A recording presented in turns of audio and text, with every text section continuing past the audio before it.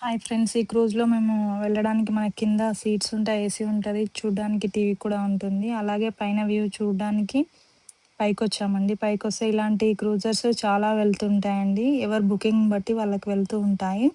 మనం మార్నింగ్ వస్తాం కాబట్టి మనకి మార్నింగ్ టిఫిన్ కూడా వాళ్ళే ప్రొవైడ్ చేస్తారండి.